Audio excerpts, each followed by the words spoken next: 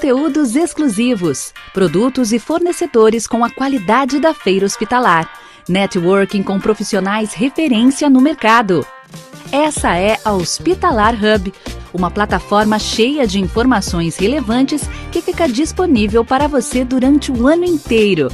Queremos conectar toda a nossa comunidade de saúde para que as trocas de conhecimento e experiências sejam cada vez mais completas e frequentes. Sim, na Hospitalar nós não nos limitamos aos 4 dias de evento. Na plataforma, você vai se conectar com empresas, encontrar fornecedores e conhecer nossa vitrine de produtos, além de contar com nossa biblioteca e mais de 250 vídeos de eventos realizados por lá. É um amplo universo de conhecimento com mais de 30 anos de experiência e conexão. Unimos a nossa especialidade de conectar pessoas e negócios com as mais relevantes iniciativas do setor. Os profissionais de saúde podem se manter atualizados, realizar conexões com empresas e encontrar as melhores oportunidades de negócios. Afinal, queremos que você esteja conectado conosco 365 dias do ano. Hospitalar Hub. Combinamos ações digitais para manter nosso público conectado e atualizado.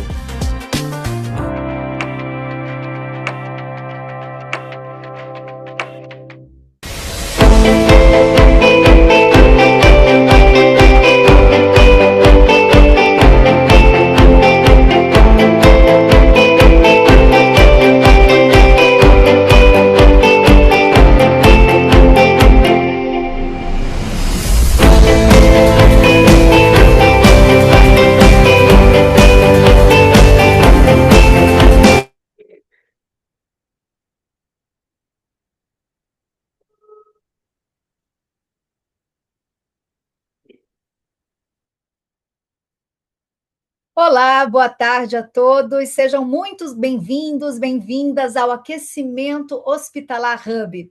Eu sou Carla Chaves, jornalista, e até quinta-feira, dia 9, eu tenho a honra de conduzir este evento, que, como o nome já diz, é um aquecimento, um aperitivo para o que vem na nossa Hospitalar 2026, com discussões extremamente relevantes para o setor da saúde. Nós reunimos especialistas e curadores para antecipar os principais temas que estarão em pauta nos congressos, como saúde digital, infraestrutura, gestão e muito mais. Antes de iniciar, eu tenho alguns avisos importantes. Aliás, eu já começo com uma boa notícia.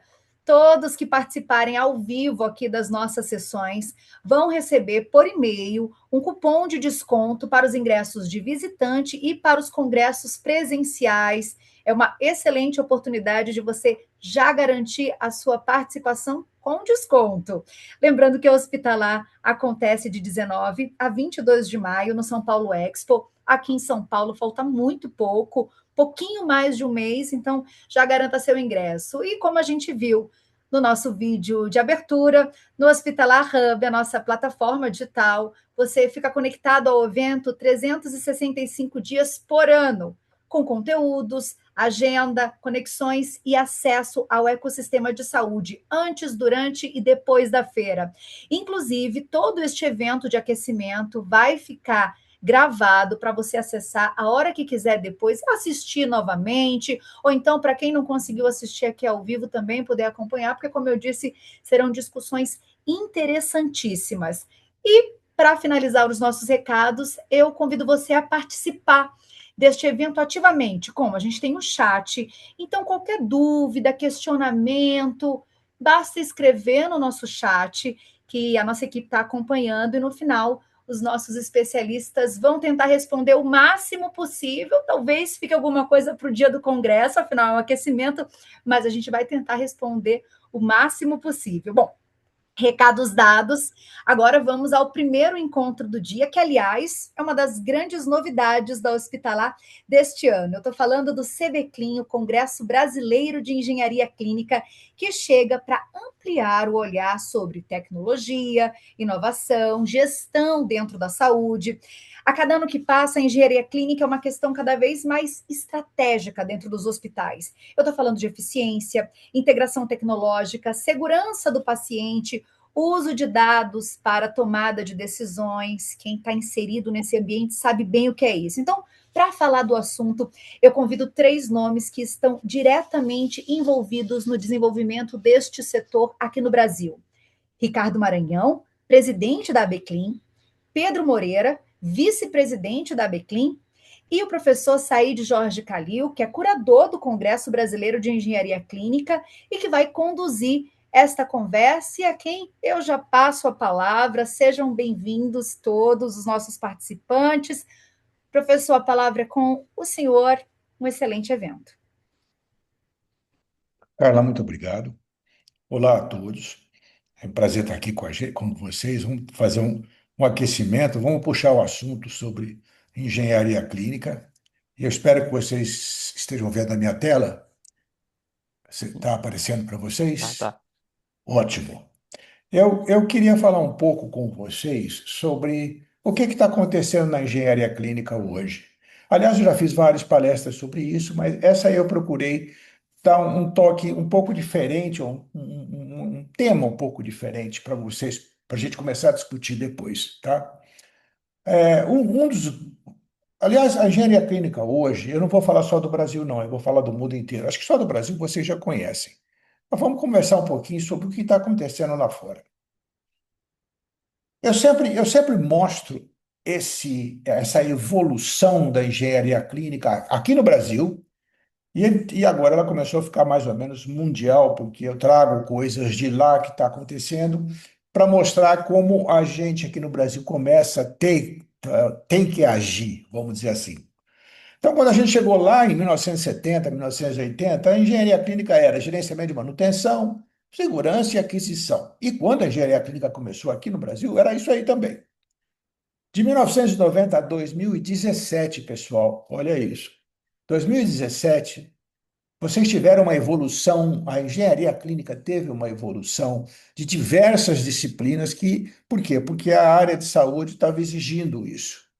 Então, dessas básicas de gerenciamento, segurança, aquisição, aí você começa a ver que o engenheiro clínico também tem que se envolver na parte de finanças, de avaliação, de telemedicina, quando você começa a transmitir imagem, gerenciamento de contratos, e vão por aí outras tecnologias que vocês já sabem, outras necessidades de conhecimento.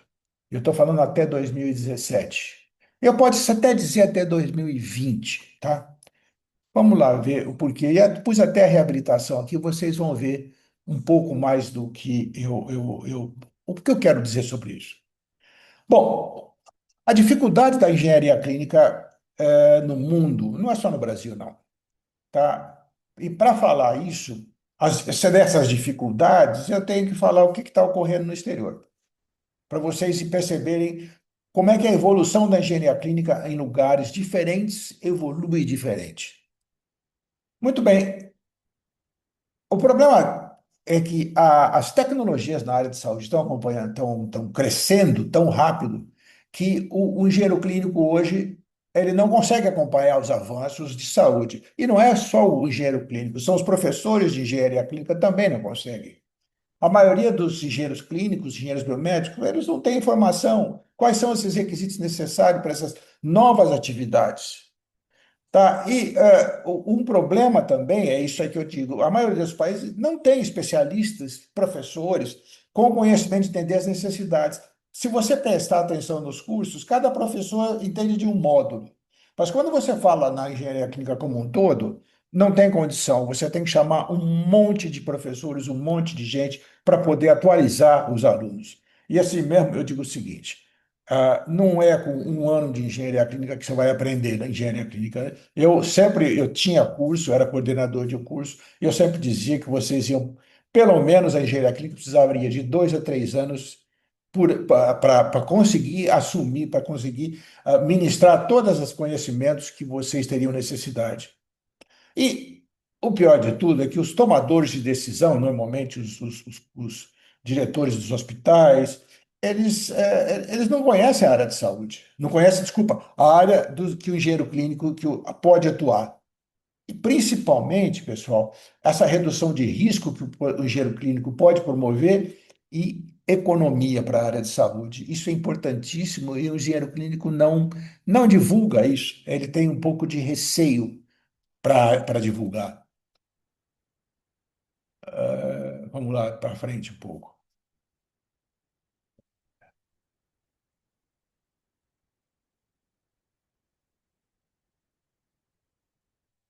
Eu estou querendo ir para Passei no frente. Vamos ver teclado, se melhor, mais fácil. eu estou fazendo aí, ó. Por que sempre tem essa coisa? Eu estou precisando tomar aula de tecnologia também, ó. Aqui, passei. Para começar a conversa aqui, olha, não existe um padrão mundial para a formação de engenheiro clínico. E vou dizer mais, eu participei dessa última discussão que ocorreu em 2005. A Europa reuniu uma quantidade de especialistas na área de engenharia clínica. Eu, por sorte, eu tive o privilégio de ser convidado a participar, foi na Alemanha isso, durante um congresso da engenharia biomédica. Não deu em nada. Infelizmente, não conseguiram dirigir. Tinha muito americano e a engenharia clínica europeia começou a ficar dirigida à engenharia americana. Não deu certo. Não foi por aí.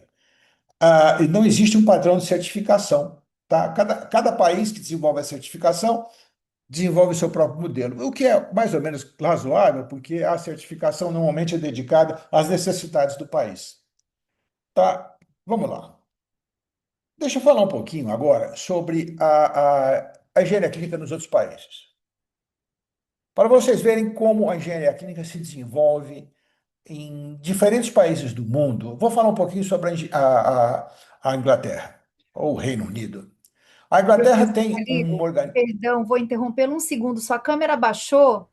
Levanta Ah, um pouquinho só sua desculpa. câmera, É que eu não imagina. estou me vendo, eu estou te vendo, não a mim. Desculpa. Pronto, está Eu estou prestando perfeito. atenção. Tá Desculpa a bom. interrupção. Não, ótimo. A Inglaterra tem um instituto que chama Instituto de Física, Engenharia e Medicina, que é o IPEI. Em 1995, eles criaram isso. E o objetivo era controlar os engenheiros clínicos, ministrar a aula, dar conhecimento sobre os engenheiros clínicos e físicos médicos. Se vocês verem esse gráfico, quem quer ser engenheiro clínico lá na Inglaterra tem que seguir as disciplinas em azul, são as obrigatórias. E depois, se ele quiser fazer a parte de imagem médica, ultrassom, física médica, ele faz as vermelhas, as amarelas. O físico médico é o contrário. Só que para os engenheiros clínicos ele também inclui reabilitação. Mas a grande sacada desses caras foi o seguinte: além de autorizar os cursos para ver se as escolas têm competência de criar os cursos, de ministrar as disciplinas, ele fiscaliza também o, os estágios. Eles autorizam quais hospitais é que vão dar o estágio e eles é que falam o que vai ser ensinado nos estágios. Ou seja, não deixa uma salada de fruta como é aqui no Brasil. Lá eles realmente controlam o conhecimento que tem que ser administrado. Vamos ver no México. O México tem a SOMIB, que é a Sociedade Mexicana de Engenharia Biomédica, que lá começou lá em 1970. A nossa engenharia clínica começou em 1992, e aí depois veio a SBEM, a Beclin. E aí o México criou esse Cenetec, que foi parte da estrutura do Ministério da Saúde do México. E eles têm uma força fantástica lá no México, tá? E eles é que decidem as diretrizes, recomendações, tabelas de especificação técnica, tá? Cursos, que tipo de cursos, quais são as disciplinas, os tipos de trabalho, participação de validação para financiamento federal de equipamentos. Quer dizer, quando o governo vai comprar alguma coisa, ele consulta o Cenetec e fala: posso comprar isso? Vale a pena? E o mais interessante do Cenetec é que ele é hoje um centro colaborador da Organização Mundial de Saúde e da Pan-Americana de Saúde. Pessoal, é dificílimo, dificílimo ser um centro colaborador. Qual que é a vantagem disso?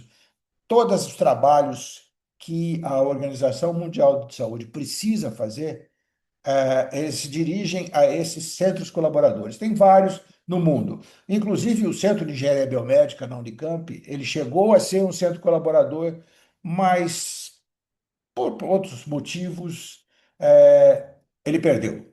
e agora vai ser muito difícil recuperar isso. Provavelmente não vai recuperar. No Japão, por exemplo, é uma coisa bem típica. O engenheiro clínico qualificado, ele não apenas gerencia, mas eles fazem a manutenção, mas também ele opera o equipamento com o paciente conectado. Então, para se tornar um engenheiro clínico, você tem que prestar e ser aprovado no exame nacional que eles promovem, tá? E de 3 a 4 anos de estudo, foi o que eu estava falando antes, tá? E uma faculdade está designada para isso. Então, depois que ele passa pelo exame, aí ele emite uma licença, que aí permite a realização de manutenção, de gerenciamento e, olha, operação de equipamentos de suporte à vida sob a supervisão de um médico. Olha, é bem diferente aqui. Se você chegar perto do equipamento e operar o equipamento com o paciente ligado, isso é um absurdo, é um crime. Vamos ver na China. A China tem a Sociedade Chinesa de Engenharia Clínica desde 1993. E ela tem suas vantagens, como é que é? As suas missões, vamos dizer, as suas missões na sociedade, que é realizar intercâmbio acadêmico, técnico, editar e publicar livros, depois eu vou falar sobre isso. Educação continuada, que ótimo, é ótimo, eles precisam e fazem vários cursos sobre isso. E recomendar a conquista científica, eles premiam as pessoas, os engenheiros clínicos, eles incentivam os engenheiros clínicos a publicar e desenvolver novas tecnologias. Quem teve o privilégio de ir até o Congresso da China, que foi agora do GCEA, no ano passado, pôde ver a força que a engenharia clínica tem hoje dentro da China. Tá? É impressionante como os chineses realmente respeitam o engenheiro clínico. Só para mostrar um pouquinho os principais trabalhos dos engenheiros clínicos dos hospitais, eles fizeram lá uma pesquisa e 97% dizem que faz instalação, outro é troubleshooting, outro é argumentação para aquisição. Eles têm todas essas atividades, tá? E isso é importante. Aqui no Brasil a gente não sabe quais são as principais atividades que o engenheiro clínico faz. E nós precisamos saber. Aliás, nós precisamos saber no mundo, e logo eu vou falar um pouquinho sobre isso. Deixa eu explicar um pouco. Na Itália. A Itália tem uma associação italiana de engenharia clínica que é uma das melhores associações do mundo. Ela é fantástica, ela realmente produz conhecimento continuado, educação continuada, ela faz gerenciamento, tudo aqui que o engenheiro clínico faz, mas vantagem, ela é reconhecida pelo governo italiano e eles estabeleceram uma certificação pelo lá, o Conselho Nacional de Engenharia Clínica, de Engenharia, desculpa. Tá? Mas a sociedade promove, cada vez que chega uma nova tecnologia, eles promovem cursos para as pessoas conhecerem, para os engenheiros clínicos italianos conhecerem. O congresso deles vai gente da Europa toda, tem mais de 1.200 participantes desse congresso. Bom, aí você pode perguntar, da onde que esse cara tirou tudo isso? Eu tirei do livro do Handbook em Engenharia Clínica de 2020. E em nenhum dos momentos eles falaram das novas inclusões, ou seja, em 5 anos, 6 anos, né, o ano 2026 começou agora, já tiveram novas inclusões para engenheiro clínico. A inteligência artificial, a interoperabilidade e a internet das coisas que a engenharia clínica precisa saber. Tem mais, mas esses são os principais conhecimentos que chegaram para a medicina, e o engenheiro clínico tem que ter um conhecimento sobre isso. O que essa inteligência artificial, o que ela faz? Hoje, realmente, na parte internacional, nos países mais desenvolvidos, isso aqui está sendo o boom no momento, vamos dizer assim. Olha, o que a gente precisa? Por que eu fiquei sabendo disso? Porque alguém publicou, alguém escreveu uma história, eu fui lá, consultei e fiquei sabendo que é feito em outros países ou em outros locais que seja, até nos centros que fazem manutenção. Você tem a oportunidade de publicar no Brasil? Lógico que tem. Olha aqui, ó. Tem o Global Clinical Engineering Journal, que eu não tenho certeza hoje, mas até pouco tempo ele era grátis. Você podia publicar e você pode ler. Hoje eu sei que você pode publicar. Desculpa, eu sei que você pode ler gratuitamente. Eu não sei quanto custa para publicar. Aliás, o Pedro deve saber, daqui a pouco ele vai falar. E tem a revista aqui da Sociedade Brasileira de Engenharia Biomédica, que é a Research in Biomedical Engineering. Tá? E tem o Journal of Clinical Engineering, que esse é antigo, muitos de vocês já devem conhecer. Qual que é a desvantagem? Tudo em inglês. Tem que ter conhecimento em inglês. De todas aquelas atividades que eu disse, tudo é feito em inglês, porque é uma língua mundial. Queira ou não queira, se quer ser conhecido, você tem que falar inglês. Bom, a conclusão disso tudo é que a publicação é essencial para o crescimento profissional, não tenha dúvida. O esforço para publicar não é simples, mas você compartilha esse conhecimento e você mostra, você fica conhecendo o avanço das áreas de estudo. E principalmente quando você começa a publicar, você desenvolve uma cultura de investigação, porque você tem que ir nos livros, você tem que ir nas revistas e procurar, peraí, eu quero falar isso, mas o que está se falando desses de conhecimento nesse momento? Então, quando você publica, você colabora, você beneficia tanto os indivíduos da sua equipe, né, como o mundo todo. Porque eu, por exemplo, fiquei sabendo tudo isso porque alguém publicou. Bom, pessoal, é isso aí que eu queria falar para vocês. Eu passo a palavra para os outros também para conversarem. Eu agradeço a oportunidade de vocês me ouvirem e agradeço a paciência também que tiveram. Obrigado.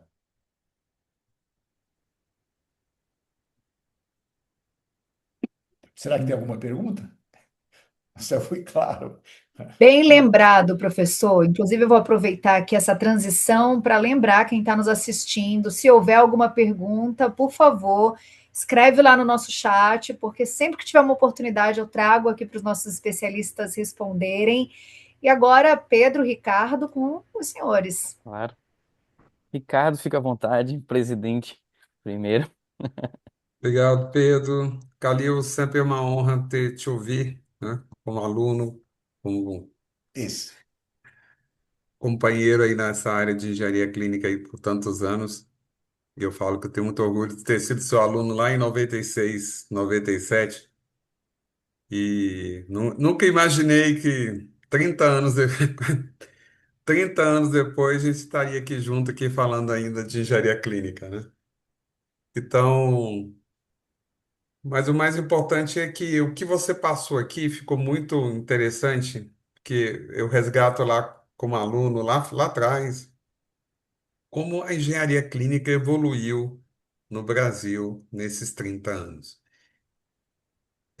Essa moçada que está agora não tem nem ideia, né, do que foi lá 30 anos atrás, né, 32, 34 anos atrás, né? E eu gosto muito quando você mostra um slide, né, que é o do mostrando a história da engenharia clínica. E eu acho muito interessante que o pessoal tem gente que não sabe nem o que foi o ProEquipo, né? Que é o, Não.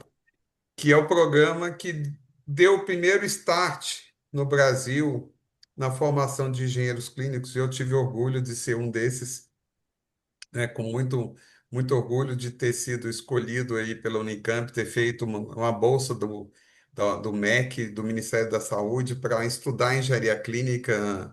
E era um curso intensivo de 8 horas por dia, né? E, e tive o prazer de ter professores no seu gabarito, além de Eduardo, Sérgio, Bassani.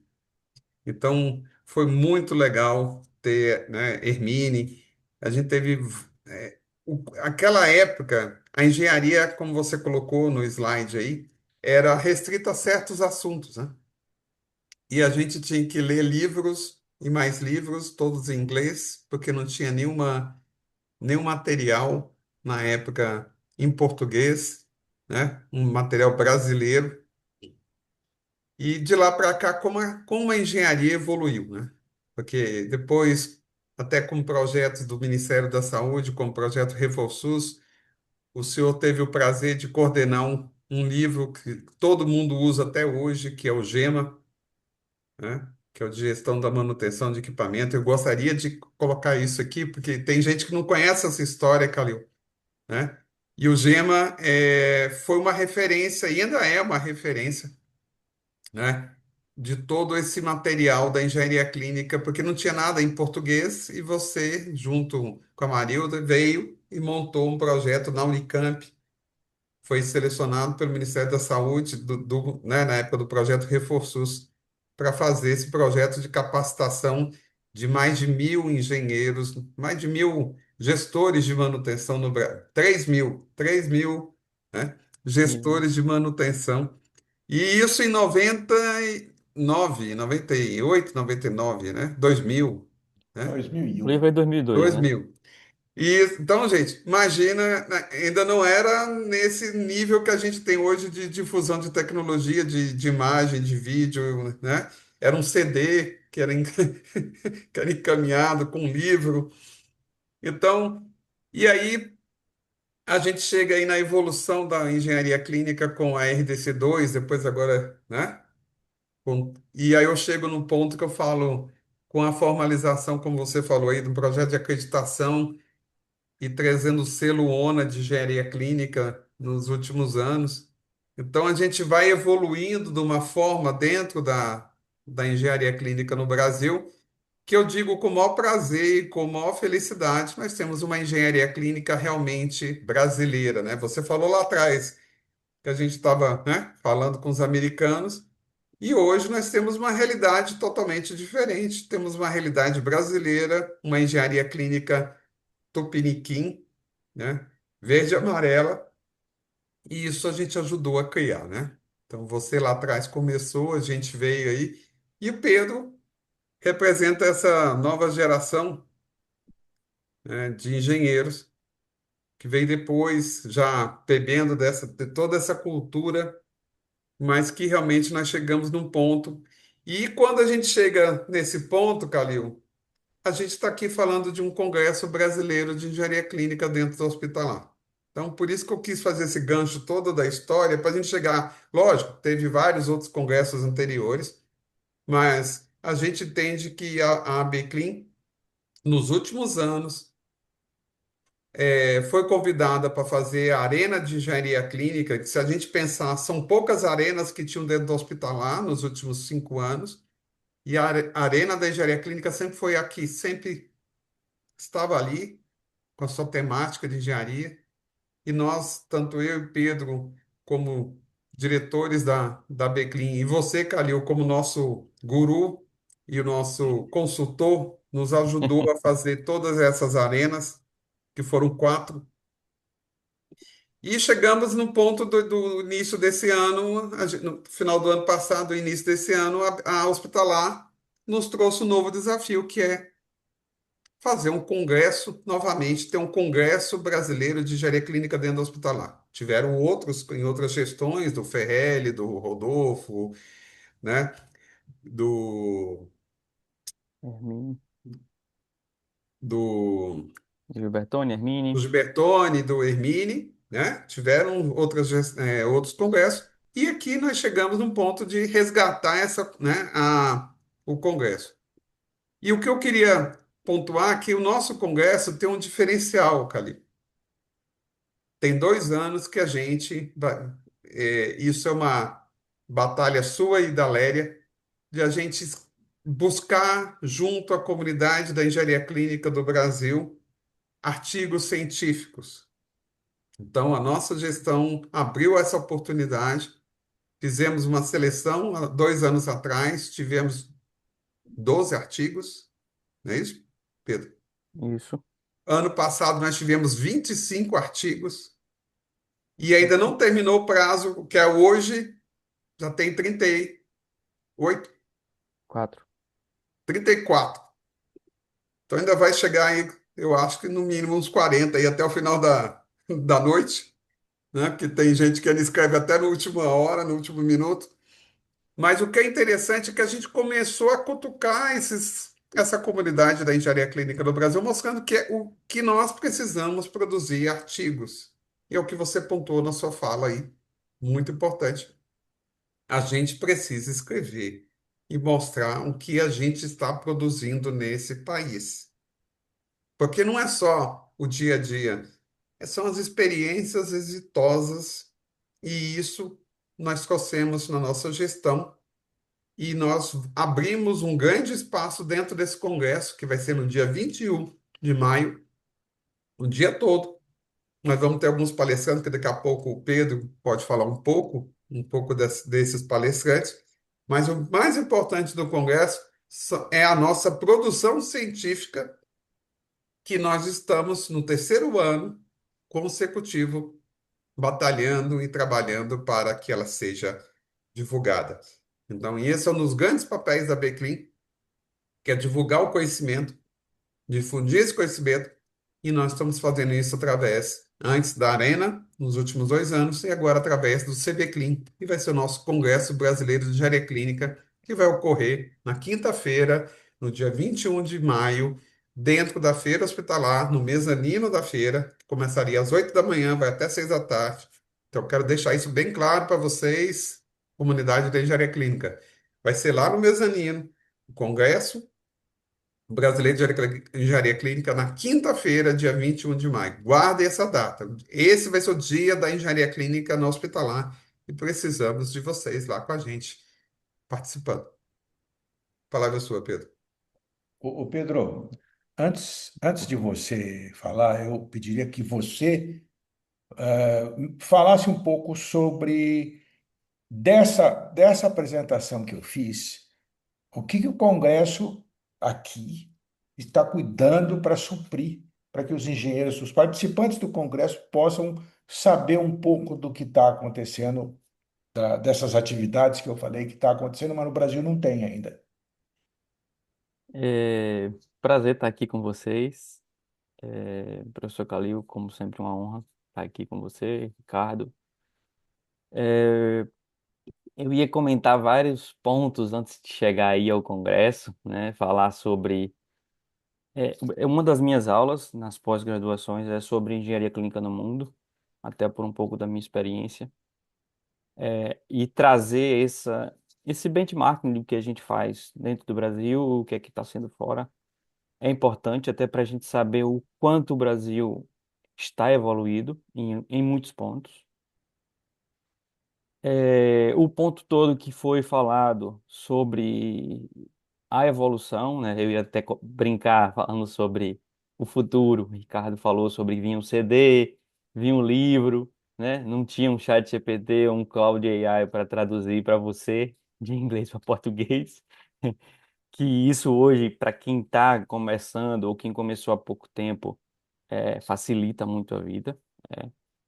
E é nesse ponto que a gente chega no Congresso, né? O Congresso vai trazer um pouco para essa engenharia clínica do Brasil, né, o que alguns países do mundo já estão fazendo.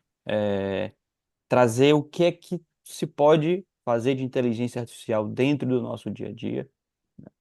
A gente fala muito de interoperabilidade, como o professor falou, como o professor Calil comentou, mas o que eu comento muito a gente fala tanto de tecnologia, de interoperabilidade, inteligência artificial, de IoT, mas eu me pergunto, como Brasil, como brasileiro, como admirador do SUS, né, admirador da saúde pública, quão os nossos hospitais estão preparados para isso, né? E a gente vem e fala também o que é hospital do futuro, hospital inteligente.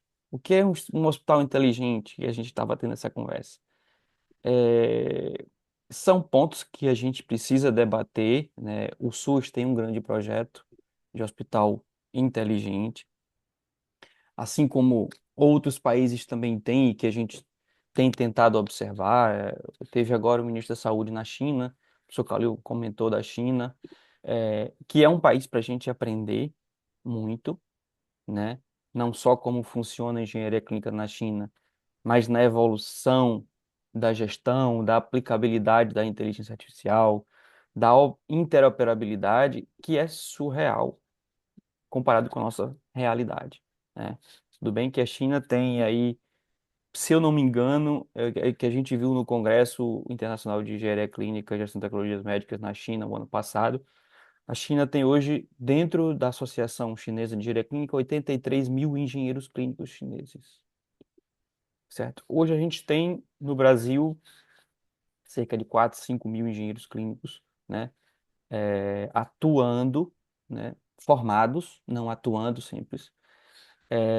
E tem os pontos que o professor Calil comentou sobre a publicação, né? Eu faço parte também de de alguns cursos de engenharia clínica no Brasil e fora. Eu tenho ajudado muito em muita tese de mestrado fora do Brasil. E o primeiro ponto que eu falo, escreva para você poder ajudar o seu colega, certo? Ao próximo ou a outro país, mas escreva de uma forma simples, entendível e aplicável para o colega. Todas as teses que eu tenho sido orientador, eu comento isso, todos os artigos das pós-graduações, eu comento isso. Traga uma experiência, traga uma vivência que você consiga aplicar, né, em outra instituição ou que seu colega consiga aplicar em outra instituição. Então, esse é um ponto que a gente tem tentado trazer dentro da BClean, dentro dos seminários, dentro do congresso, na publicação, né? O Clinical Engineer Handbook, que o professor Calil trouxe como referência, foi um dos meus primeiros artigos que eu escrevi e está nesse livro. Eu escrevi em 2016 e foi para o congresso de 2017, internacional de engenharia clínica, que foi em São Paulo, naquele ano. E depois alguns artigos do congresso foram para o Clinical Engineer Handbook, o volume 2, que é de 2020, né? E traz também todo o histórico da engenharia clínica no mundo. Então fica aqui essa questão de o que é que nos falta da engenharia clínica aqui no Brasil, né?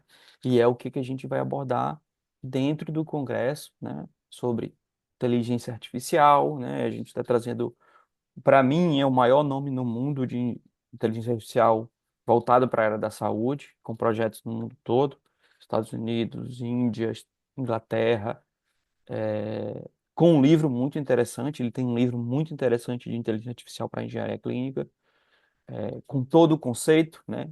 A gente fala muito de inteligência artificial, mas o que está hoje falado é aquele chat que você conversa com ele. Tem uma coisa diferente de você desenvolver e aplicar uma inteligência artificial específica para o nosso dia a dia, né? Ou uma interoperabilidade, ou, né, uma certificação. A certificação do RIMS, o nível 7 é hospital 100% digital, paperless, né, com menos papel possível dentro.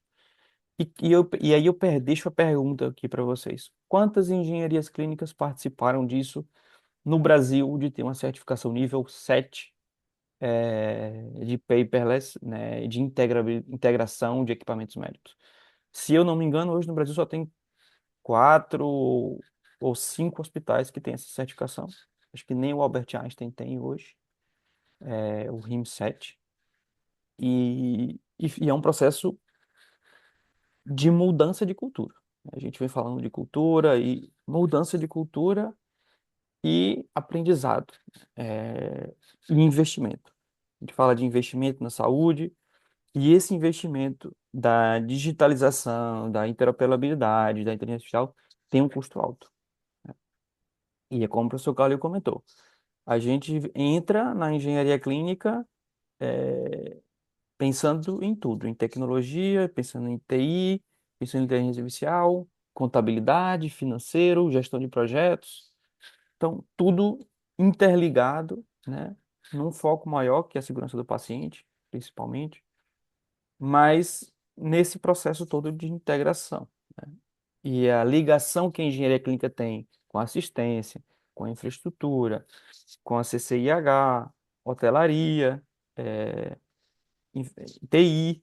Então, tudo isso faz parte. E os cursos, principalmente hoje no Brasil, a gente precisam ser atualizados para chegar a esse ponto que a gente está chegando hoje, né?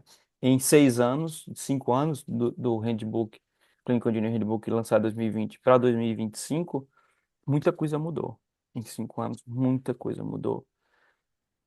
E esse é um processo que a gente tem que se adaptar muito rápido, como tínhamos comentado, né, professor Calil?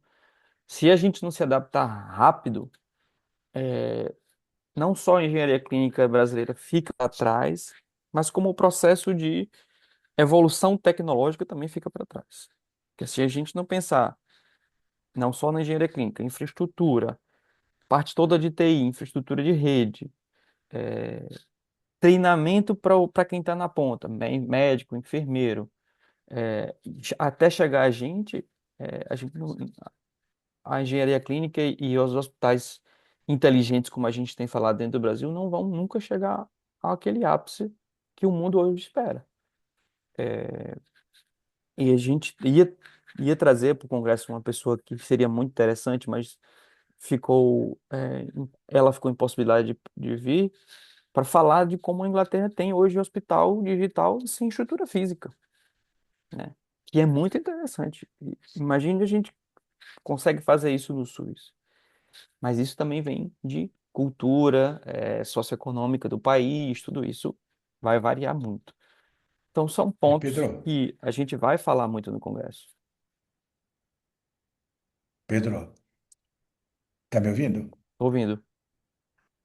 Deixa eu fazer um comentário em cima do seu comentário com relação a essas novas tecnologias que estão chegando para a engenharia clínica.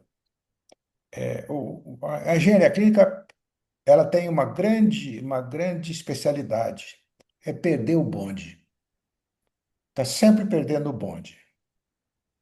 Na época em que nós começamos a engenharia clínica, lá em Brasília, 92, 91,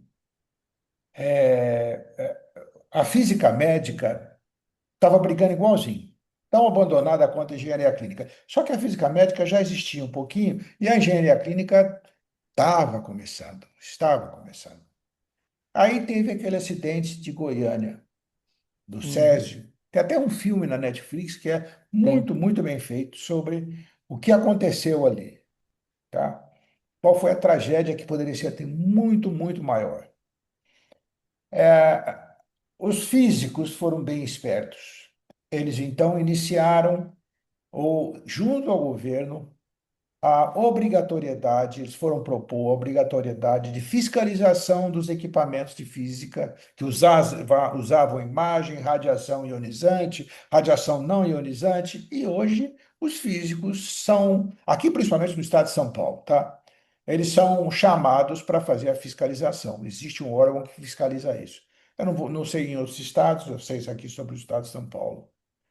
Tá? Aí perdemos o bonde, porque eu acho que esse tipo de trabalho a engenharia clínica podia cobrir perfeitamente, porque ela conhecia todos os equipamentos de imagem que estavam no mercado na época.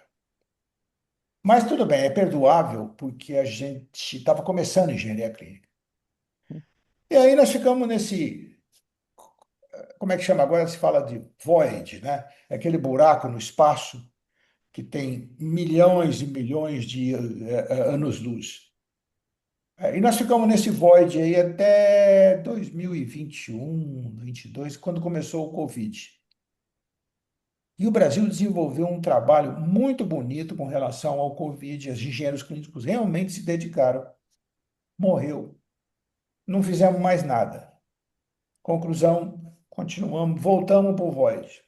E vai acontecer a mesma. Ah, tem mais uma coisa. Pessoal de TI, eles entraram pesado na área hospitalar, pesado. Hoje, as equipes de engenharia clínica são submissas às equipes de TI, o que é triste ver, tá? Porque eles entendem de computação, de software, blá, blá, blá. Eu não estou diminuindo ninguém, cada um na sua especificidade. Eles entendem de software, mas quem entende do equipamento, das necessidades do equipamento, aquele software, é engenheiro clínico. Ficou no void. E agora, com a inteligência artificial, por falta de conhecimento, podem acreditar, alguém vai tomar conta. Se a engenharia clínica não se dispuser a aprender, alguém vai tomar conta. E mais uma vez nós vamos ficar nos queixando, tá? Nós ficamos lá no porão, aquele porão sujo, escuro, que não tem, sabe? Infelizmente é isso que eu vejo no Brasil. Falta de iniciativa do próprio engenheiro clínico. Um só não faz, não, precisa de bastante gente para fazer o governo se mexer. Senão ele não se mexe, deixa como está. É isso aí só, Pedro, que eu quero comentar. É um ponto interessante, seu Calil, porque assim, eu tive na Alemanha há pouco tempo também fazendo visita, né? já são alguns países visitando as engenharias clínicas. E na Alemanha, dentro da equipe da engenharia clínica, tem um engenheiro clínico especializado em cibersegurança dentro da engenharia clínica. Você tem um engenheiro clínico especializado em interoperabilidade, né? E o que isso faz na sua fala, né? Eles lá fizeram ao contrário. Ele falou, não, eu tenho que ter um especialista desse, engenheiro clínico especialista em cada área, dentro da minha equipe, certo? E quantos hospitais fazem isso no Brasil? Acho que eu conto numa mão só. Só. São cinco, e olha lá. E isso vem muito do engenheiro clínico, do gestor da engenharia clínica, é, em dali brigar com a administração, preciso mais de pessoas. Eu sei que não é fácil, né? A gente tem que mostrar que a engenharia clínica não é custo, a engenharia clínica traz muita economia quando bem feita. E falta do nosso lado, né, de tentar isso. Mas se a gente começar a fazer muito mais, se espelhar o que é que são feitos em outros países, muito mais envolvidos, que têm engenharia clínica há muito mais tempo, a gente pode ter esse benchmarking bem feito e adaptar a nossa realidade. É, eu participei no Brasil, comecei há 10 anos atrás, a certificação do RIM7, que é Hospital 100% Digital, e a gente conseguiu fazer um trabalho em conjunto com a TI, infraestrutura, mas conseguiu deixar dentro da engenharia clínica especialistas para a parte de interoperabilidade. Porque o dia a dia, quem está na ponta somos nós, cuidando da tecnologia, né? E se eu não tiver essa capacidade de poder diagnosticar e tratar daquele problema, sem depender especificamente de um serviço, de uma TI, por exemplo, a gente consegue dar muito mais vazão do nosso dia a dia, né? E trazer o conhecimento para dentro. São esses pontos que eu acho que dentro do Brasil, e por ter experiência muito, hoje já são alguns anos fora, né, tendo experiência fora, eu acho que falta isso dentro das engenharias clínicas do Brasil, em ter esse pulso firme, em estar com a administração e falar, eu preciso, e mostrar. Mas, né, cabe a gente difundir mais conhecimento, que é o que a gente tem feito, mostrar que existe essa possibilidade para os nossos engenheiros, técnicos, tecnólogos do Brasil tenham essa capacidade de pensar, não, se já fazem ali na Argentina, ou se já fazem ali na Colômbia, ou no México, que é muito avançado, como o professor Cláudio mostrou, por que eu não posso fazer? Claro que eu posso fazer. Então, são esses pontos aí que trazem, né, e deixam, né? Que aí também é o que a gente vai falar muito do Congresso, né? De inteligência artificial, hospital inteligente, hospital do futuro. Tem um ponto muito importante que a gente não comentou ainda. Todo mundo tem falado, inteligência artificial dentro da engenharia clínica, inteligência artificial dentro da saúde. Mas e como é que está a norma? Como é que está a RDC em cima disso, né? Então, aí a gente vai trazer uma pessoa da Anvisa também para falar sobre isso. Tem uma RDC nova. Então, são esses Pedro, pontos aí que a gente pode abordar também. eu queria aproveitar aqui tanto a sua presença como vice-presidente da SPEP, como a do Ricardo, que embora está com problema na câmera dele, parece que não está funcionando, mas acho que Ricardo, você deve estar ouvindo a gente, não deve? Estou aqui, Espero que Calil. sim. Só sem imagem. Estou aqui Eu te vou acompanhando. eu vou fazer uma pergunta que vai deixar vocês um pouco de calça curta. Tudo bem, a gente reconhece que existe a necessidade de novos cursos, novas tecnologias, novos conhecimentos que os engenheiros clínicos precisam saber. Falando de Brasil, tá? Brasil. Uhum. Quais são as iniciativas que a SBEB, estou ficando louco, que a ABCLIN tem para esse tipo de void, de problema, ter não superado, mas ter Vamos dizer, duas coisas. Quais são as iniciativas da ABCLIN com relação a esse novo tipo de conhecimento? E o que que a ABCLIN pensa hoje com relação à certificação de engenharia clínica no Brasil? Que é uma área que eu sempre insisti e que sempre os diversos presidentes da sociedade fugiram. Te apertei, né, Professor Ricardo? Mas é Calil, um fato. se Ricardo permitir, eu posso começar a falar. Palavra é A sua. gente tem um projeto de lei junto aí no Senado, partindo para primeiro para o reconhecimento da engenharia clínica, né? E isso também tem que vir junto com o Confea, que aí a gente consegue mudar, como a Itália fez, certo? Para dar aquela importância. Segundo ponto, sobre a certificação. É, eu sempre validei, e agora mais ainda, não só porque eu estou na Beclean, mas também porque eu estou dentro do GCEA com você, e que a gente tem um programa hoje de certificação internacional. Certo? A ideia do programa de certificação internacional que, que foi desenvolvida do GCEA serve para engenharia clínica, para engenheiros clínicos e para cursos de engenharia clínica. Está evoluindo para esse ponto. Certo? A ABCLIN, como faz parte do GCEA hoje, é, tem uma possibilidade de pegar aquela coisa que está feito por uma entidade global de engenharia clínica, né? Quem não sabe o que é o GCEA, é o Global Clinical Engineering Alliance, e trazer para a nossa realidade. Mas eu só consigo trazer para a nossa realidade com o apoio do Confea e com o apoio do MEC. Por quê? Os cursos hoje de engenharia clínica no Brasil são abertos, né? E muitas vezes não tem nenhum engenheiro que é coordenador do curso. Isso é um grande problema, certo? Isso hoje é uma luta que a ABCLIN tem, mais que o Ministério da Saúde, como não é um curso reconhecido como é o Engenharia e Segurança do Trabalho, o Confea não consegue agir em cima disso. Então, cabe aí, e o que a gente tem feito, tem trabalhado para a gente, com esse projeto de lei, conseguir estar dentro do Confea, né? Conseguir estruturar e ser reconhecido o curso de engenharia clínica como engenheiro clínico e poder atuar muito mais, principalmente dentro dos cursos, né? Hoje a gente tem mais de 40 cursos de engenharia clínica dentro do Brasil. 40.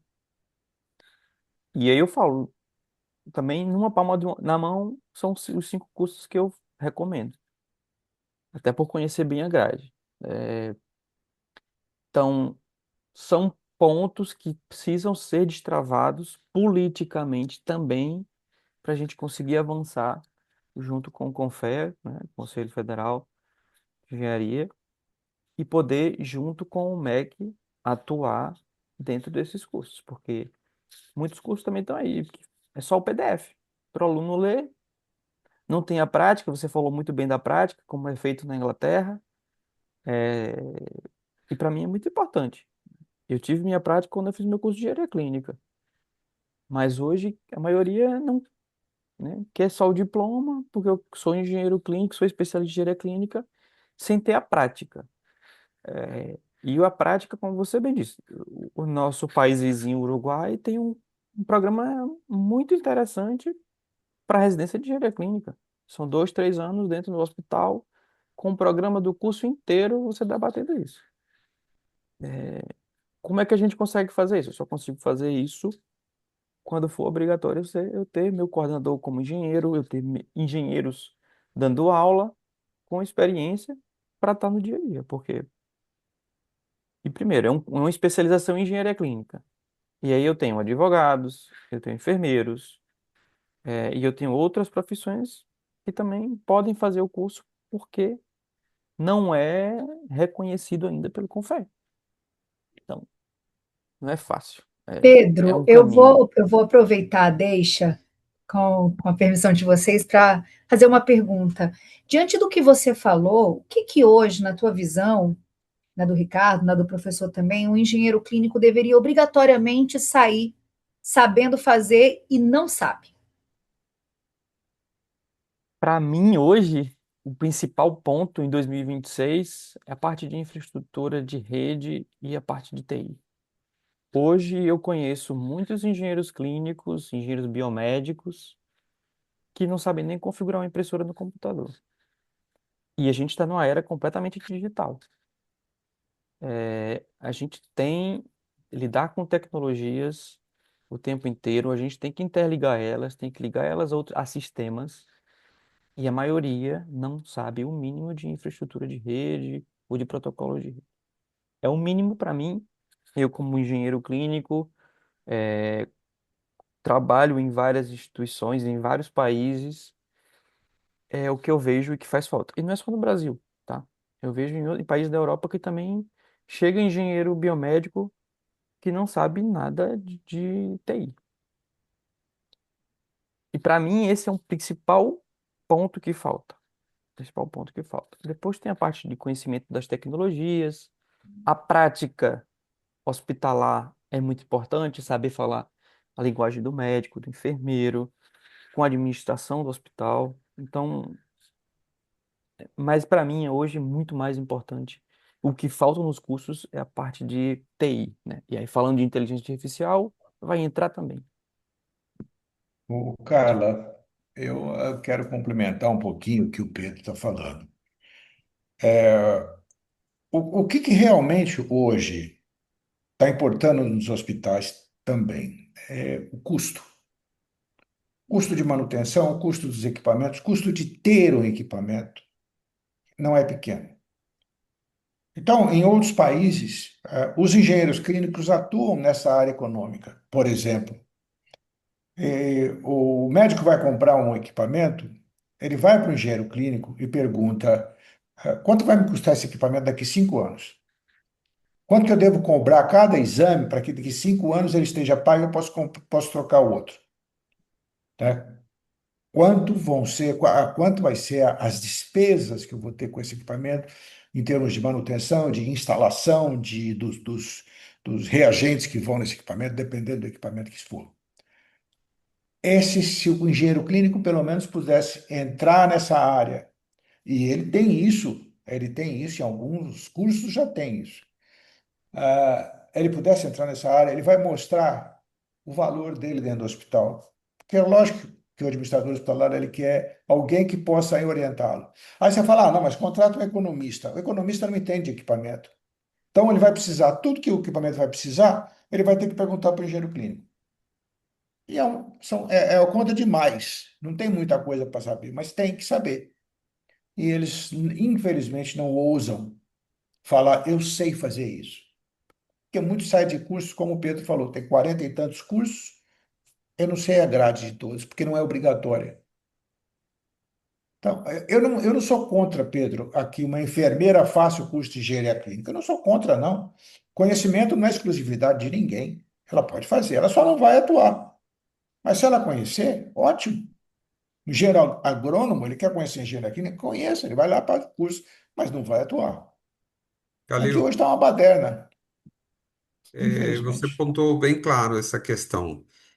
Hoje o curso ele está aberto a outros profissionais, mas quando a gente olha para o Conselho de Engenharia, né, o CREA e o CONFEA, o único profissional habilitado Isso. para essa gestão de tecnologia e para a manutenção de equipamentos médicos é um engenheiro. Então, Carla, nesse caso, como o Calil colocou e o Pedro também pontuou, não há problema de outros profissionais fazerem o curso. Isso aí é normal, então, ao ponto que a gente também pode fazer outros cursos, inclusive eu em outras áreas. Mas o nosso campo de atuação é muito bem definido. Quem pode fazer hoje a gestão correta dos equipamentos médicos hospitalares é um engenheiro clínico, porque ele tem habilitação e especialização, né? Temos o engenheiro biomédico que também já é capacitado também. São esses profissionais que podem, são engenheiros com especialização em engenharia clínica e o engenheiro biomédico com a formação de engenharia biomédica. Esses profissionais são os profissionais que podem hoje gerir o parque tecnológico dos equipamentos médicos hospitalares. O que o Pedro pontuou aí que eu achei interessante é, hoje, a gente não tem esse conhecimento de TI, essa base de informação, de conhecimento. E a gente até ano passado a gente trouxe dois espanhóis para a nossa Uhum. arena da hospitalar do ano passado. E eles falaram isso muito bem claro na apresentação deles. Por não entender esse crescimento da TI, os profissionais da engenharia clínica na Espanha hoje estão submetidos à gestão da TI.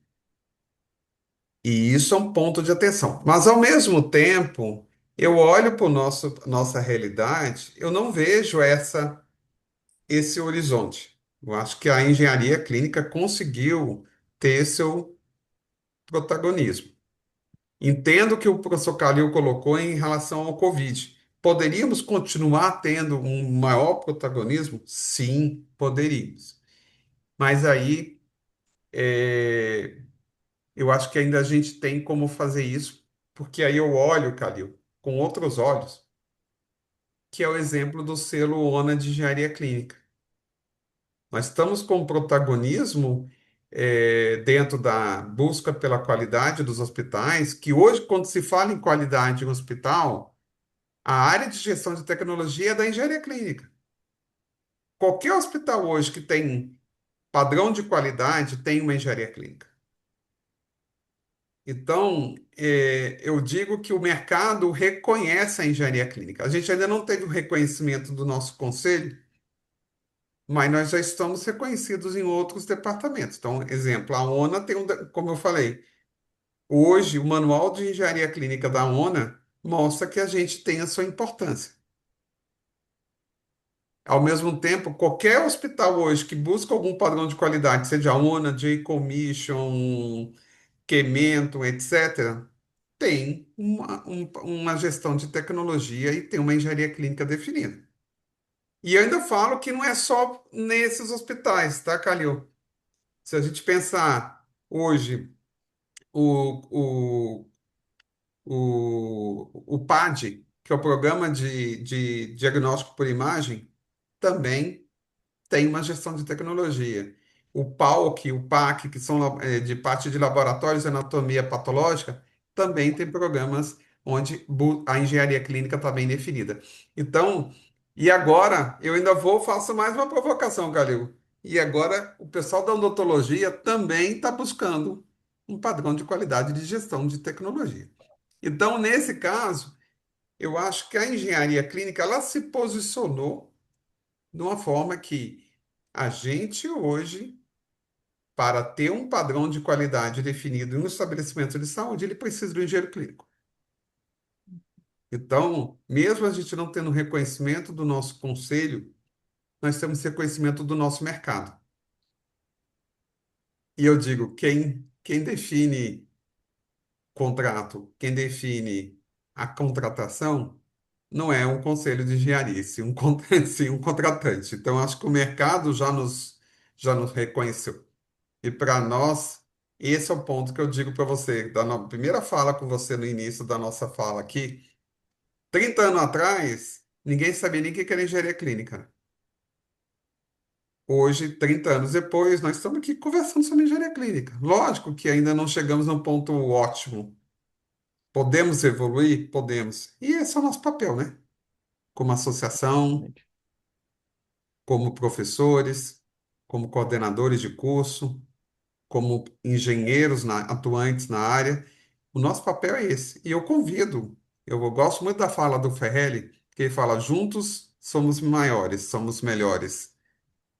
Convidar o pessoal a entrar na Beclean, participar da Beclean, né? Eu vejo uma fala muito legal do Mori, do Rodolfo, que ele falava assim: gente, eu criticava a Beclean porque eu nunca tinha visto, nunca tinha participado. No momento que eu participei, eu entendi o que que é o papel da Beclean. Então, gente, participem junto com a gente desse processo.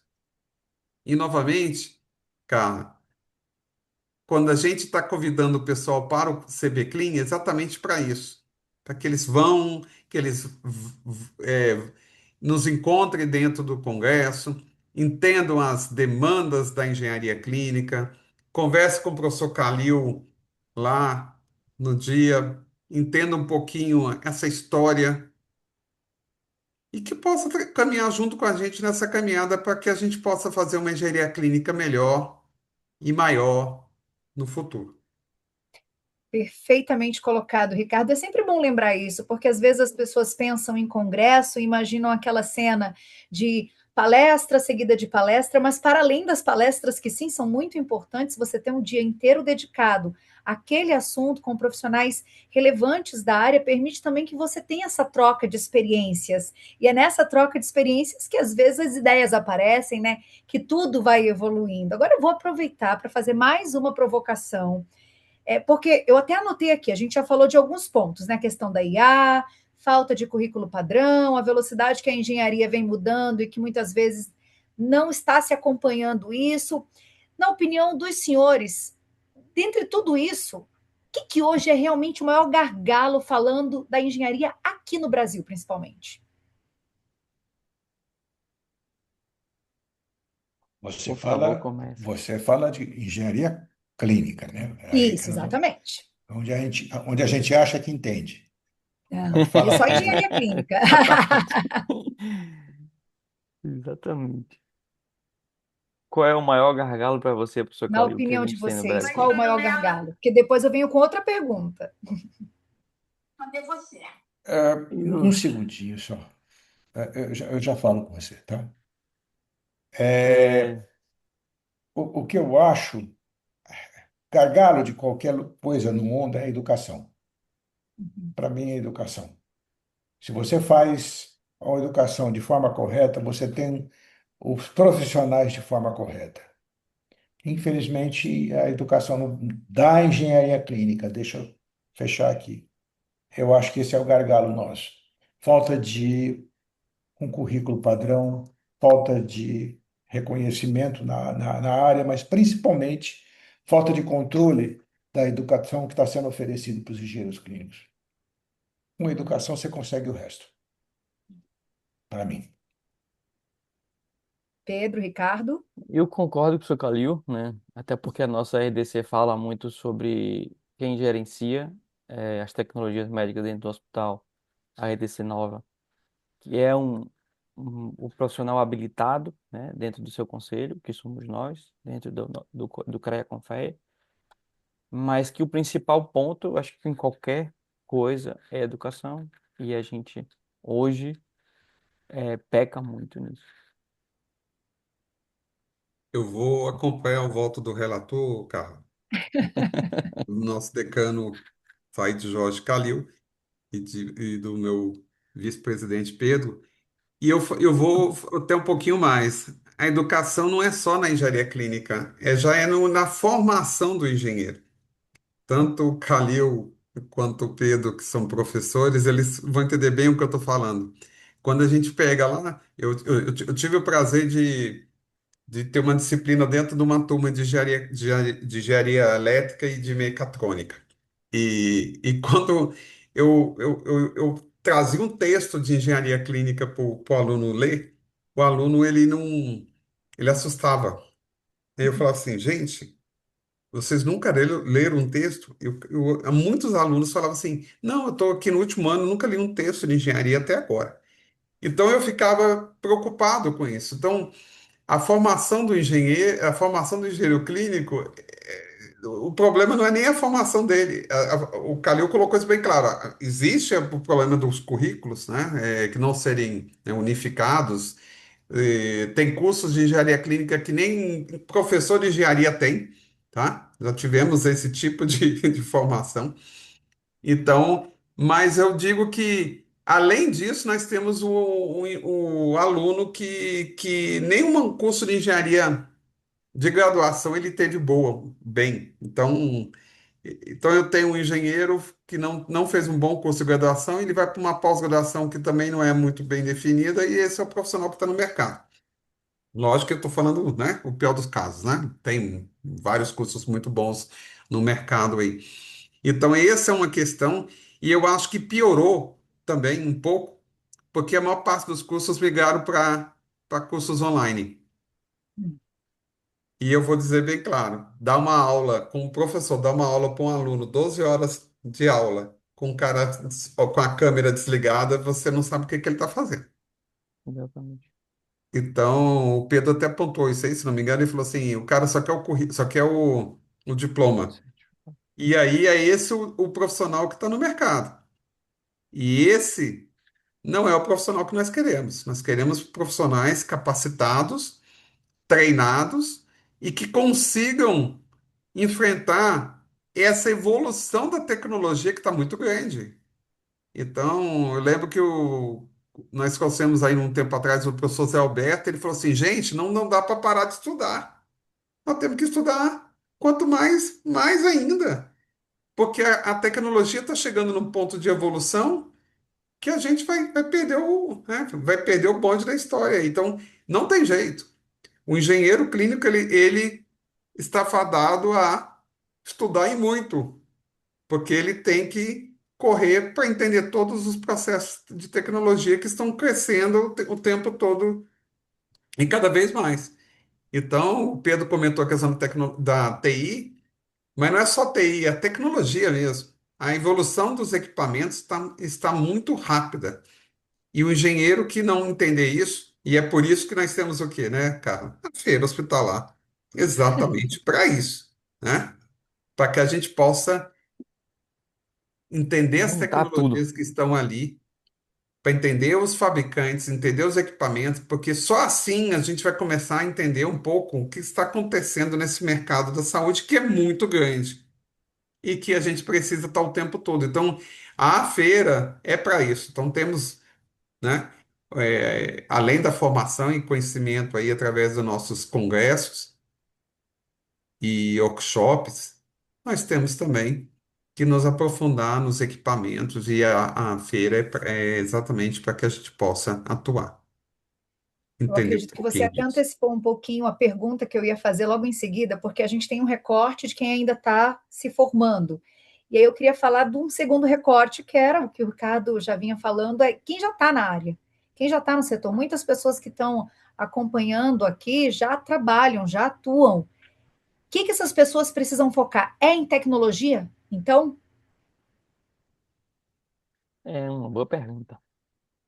É uma boa pergunta porque, assim, quem está atuando, a depender de qual nível esteja, você tem que pensar na gestão, você tem que pensar dentro da sua equipe, ter pessoas que conheçam da tecnologia. Então, é um mundo de possibilidades, né? O que Ricardo comentou o bom da hospitalar é que a gente tem esse ecossistema todo num lugar só.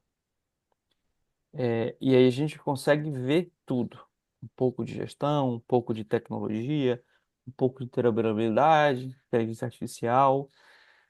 Tudo isso faz parte. Eu acho que definir um ponto específico é bem complicado. professor, Eu concordo com o Pedro, é complicado. Não tem muito a adicionar no que ele falou.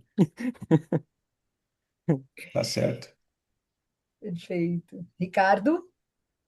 Não, é o que eu tinha pontuado. Realmente, hoje, o eixo é a formação e capacitação da nossa engenharia clínica e um dos pontos de capacitação da nossa engenharia clínica é através de, de conhecer os equipamentos, visitar as feiras, participar dos congressos, escrever artigo. Então, acho que o nosso eixo de atuação, e é por isso que eu falo que eu gosto das provocações do professor Calil, é exatamente para isso.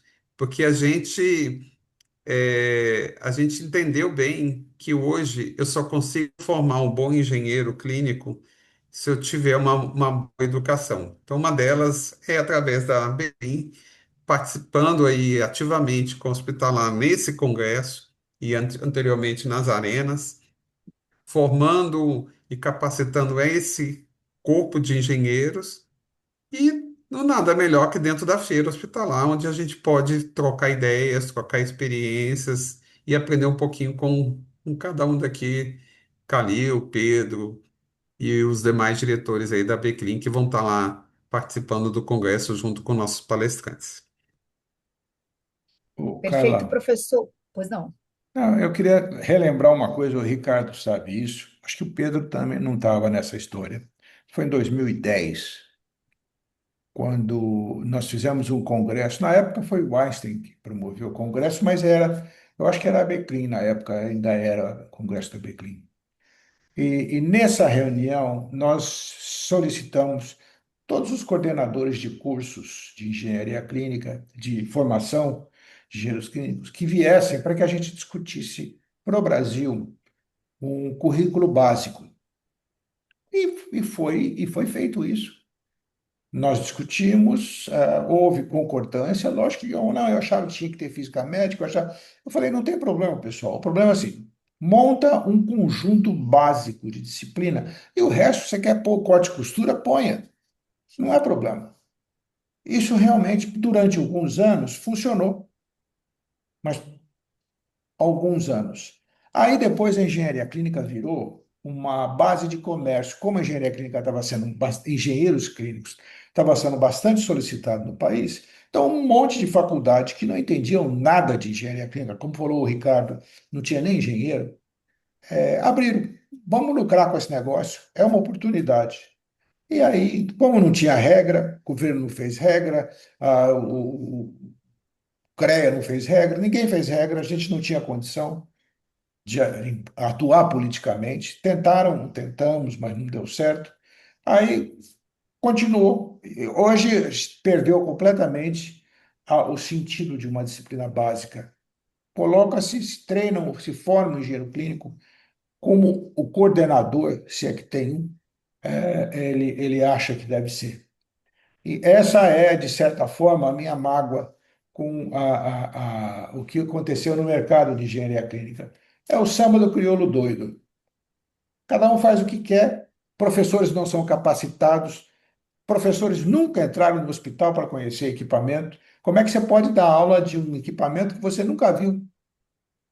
Então, sabe, isso é que dá mágoa. Eu acho agora, eu vou para o lado da ABCLIN. A ABCLIN hoje tem um papel fundamental nisso aí, que é independente do governo, ela pode promover esse tipo de conjunto de disciplinas que são básicos e ela reconhece, para mim, engenheiro clínico tem que ter esse conhecimento. Vamos fazer vírgula, ponto e vírgula. Existe um movimento internacional que está sendo promovido pelo GCE, que é o Global Clinical Engineering Alliance, para tentar montar um currículo básico internacional. É claro que, é claro que aqui cada país vai adotar as flores que eles quiserem, mas a base é possível fazer. Pelo que eu apresentei aí no início, você pode ver que os engenheiros clínicos, a base deles eles fazem a mesma coisa, tanto na China como na Inglaterra. Onde que estão as diferenças? Na formação, na forma de controle de formação. Por isso que eu acho que o gargalo básico é a formação, certo? Professor Calil, para a gente acabar, eu deixar a Carla acabar, a gente começou a fazer um trabalho desse do GDI há 2, 3 anos atrás, com os latino-americanos todos, que O a que é gente GDI, reuniu. Pedro? É o grupo de discussão internacional que a gente fez com Fabiola, do México, com Roberto Ayala, que fizemos nos dias das arenas, que foram feitos da, na Hospitalar, em 2023, 2024. E tivemos aquela discussão, né, que estava, a última discussão, estava Franco Simini, do Uruguai, estava Marcelo, do Sírio, Gilbertoni, Pedro Galvão, do Paraguai, e discutimos aí o currículo mínimo, né? Para a gente ter, junto com o pessoal do IFMB, que na época Fabíola era a chair do Clinical Engineer Division, e IFMB é a Federação Internacional de Engenharia Médica e Biológica, e tem-se uma divisão específica de engenharia clínica. E começamos a fazer esse trabalho aí, desse grupo internacional. Mas agora mudou, e aí a gente pode voltar a falar com o nosso amigo Libin, para voltar a ter, junto com o GCE também. São vários pontos.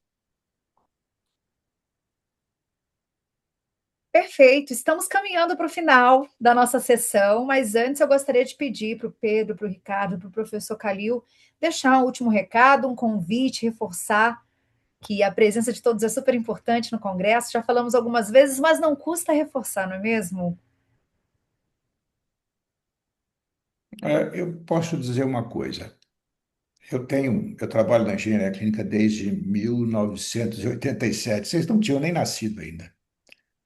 Mas, para que eu progredisse na engenharia clínica, eu ia em congressos. Que na época não existia engenharia clínica no Brasil. Eu ia em congressos de engenharia biomédica e aprendia com eles. A participação em congresso é fundamental para o estabelecimento de conexões. Você fica conhecendo o que as pessoas fazem, e às vezes você está fazendo uma coisa muito parecida e troca informações. Você pode ajudar a pessoa, ou a pessoa te ajudar. Poxa, estou fazendo alguma coisa parecida com isso. Vamos ver se a gente troca figurinha? Então, ir a um congresso não é só para ficar olhando alguém falando, como vocês mesmos acabaram de dizer. É o intercâmbio de conhecimentos. Isso é que vale. Você vai conhecer gente lá que está há séculos na engenharia clínica e gente lá que está começando, que pode começar junto. É basicamente isso, a importância do congresso para mim. Pô, eu Ricardo, concordo, professor Calil. Pedro, Ricardo, se quiser, fique à vontade.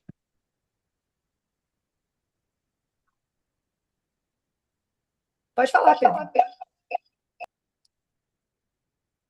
É, eu sou um entusiasta de participar de congresso também, assim como o professor Calil. Nos últimos anos a gente tem participado de os congressos internacionais e eu tenho participado de várias sociedades no mundo, de engenharia clínica, né? Bom, país a país e o internacional. E esse ponto que o professor Calil tocou nessa conexão com novos colegas, essa interação e troca de conhecimentos do que é que está sendo feito, né? Muitas vezes eu acho que eu estou fazendo uma coisa, né, como a gente fala, a grama do vizinho é sempre mais verde, mas a minha que eu não estou olhando, eu estou fazendo muito bem e estou achando que não. É, e tá, né? Tá dentro da comunidade. É muito importante estar dentro da comunidade, compartilhar e absorver, né? A gente está aqui, Ricardo falou muito bem, que a gente não para nunca de estudar e está o tempo todo aprendendo. Então, esse é um ponto que fica aí. E convido a todos aí a estarem no CB Clean no dia 21 de maio, com a nossa grade interessantíssima, com todos aí vocês. Ricardo está conosco? Sim, Carla. Olha, voltou para despedir, que Voltei, ótimo, a câmera voltei, voltou. voltei. Gente, é o que o Pedro e o professor Calil acabou de pontuar, Carla. O dia 21 de maio é o dia da engenharia clínica na hospitalar. É o dia do nosso Congresso Brasileiro de Engenharia Clínica. Então, caros profissionais, aguardamos vocês na quinta, no mezanino da hospitalar, para participar desse congresso. Fizemos com muito carinho, muita dedicação, o professor Calil e a professora Léria como curadores do nosso congresso, eu e Pedro como diretores da BClean, já pelo 5º ano trabalhando aí para o conhecimento da hospitalar. Fizemos 4 arenas, agora vamos fazer esse congresso. Então, nós estamos muito motivados para trazer conhecimento para a nossa comunidade da engenharia clínica. Então, aguardamos todos na quinta-feira. Aproveite a feira na terça, e na quarta e na sexta para ver os equipamentos, ver as tecnologias, ver as novidades e dediquem a quinta-feira para o CB Clean. Vai ser o dia inteiro de conhecimento, vão ter exposição dos artigos científicos e vão ter experiências da nossa comunidade de engenharia clínica. Então, aguardo todos na quinta-feira, dia 21 de maio, no nosso congresso CB Clean, feito com todo carinho aí pela nossa diretoria e pelos nossos curadores. Maravilha, muito obrigada. Eu quero agradecer aos nossos participantes. Eu acho que depois desses convites, sobrou pouco para eu falar. Eu acho que já está muito clara a importância de participar desse evento, que, como eu disse no início da nossa sessão, é uma novidade na Hospitalar 2026, Hospitalar que acontece de 19 a 22 de maio, 21 de maio, como o Ricardo bem disse, com um dia todo dedicado à engenharia clínica. Todos vocês que estão participando ao vivo, que participaram ao vivo, vão receber um cupom de desconto, tanto para as visitas quanto para o congresso. Então, já aproveita para garantir o seu ingresso. E se você quiser rever esse conteúdo, ele vai ficar disponível aqui na Hospitalar Hub, onde, como eu disse, você fica conectado ao longo de todo o ano, 365 dias, antes, durante e depois da feira. Agradeço mais uma vez os nossos participantes, agradeço a todos que nos acompanharam. Eu quero dizer que a gente vai encerrar essa sessão, mas logo em seguida a gente já abre uma segunda sessão com o Congresso de Infraestrutura. O tema é os desafios da gestão da infraestrutura hospitalar com custo-efetividade para cenários com restrições orçamentárias. Então, se alguém que está aqui presente quiser acompanhar também, basta clicar no link aqui na Hospitalar Hub. Muito obrigada a todos, uma excelente tarde. Tchau, tchau.